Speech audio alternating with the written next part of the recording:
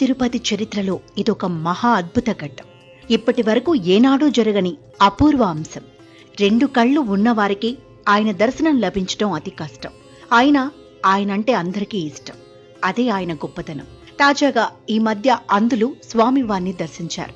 వాళ్ళకి ఆయన కనపడ్డాడు అంటారు, దర్శనం ఇచ్చాడు. ఆత్మతో నమ్మితే అన్నీ ఇచ్చే మహోన్నతుడు ఆయనే. అది రుజువైంది. ఇలా అంధులు ఆయనను స్మరిస్తూ స్వామి ఆలయానికి వెళ్లారు. వాళ్లను దేవస్థానం అనుమతించి ఆదరించింది. దర్శనానికి ఇలా అవకాశం ఇచ్చింది. భక్తి పారవస్యంతో వెళ్లిన వీళ్లకు ఆ 7 కొండలవాడు కనిపించాడు. ప్రపంచంలో ఈ ఘటన ఇప్పుడు విపరీతంగా వైరల్ అయింది. శ్రీనివాసుని భక్తులు ఈ దృశ్యాలు చూసి పులకరిస్తున్నారు.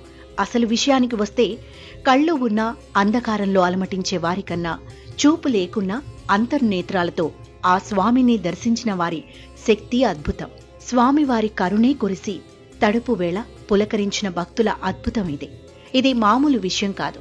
స్వామివారి కొండపై నిజంగా ఒక అపూర్వం. ఒక్క మాటలో చెప్పాలంటే, ఈ వికలాంగులు, దివ్యాంగులు తిరుమలేశుణ్ణి దర్శించుకుని దివ్యానుభూతికి లోనయ్యారు. వారు శ్రీ వెంకటేశ్వరుని స్పర్శను అనుభూతి చెందారు. భగవంతుని చూసేది కళ్లతో కాదు, ఆత్మతో అని రుజువు చేశారు. శ్రీవారి దర్శనార్థం హైదరాబాద్ నుంచి తిరుమలకి చేరుకున్న 400 మంది ప్రత్యేక క్యూ లైన్ గుండా శ్రీవారి ఆలయంలోకి ప్రవేశించి స్వామివారిని దర్శించుకున్నారు. టీటీడీ అధికారులు వీరికి ప్రత్యేకంగా స్వామివారి దర్శనాన్ని కల్పించారు.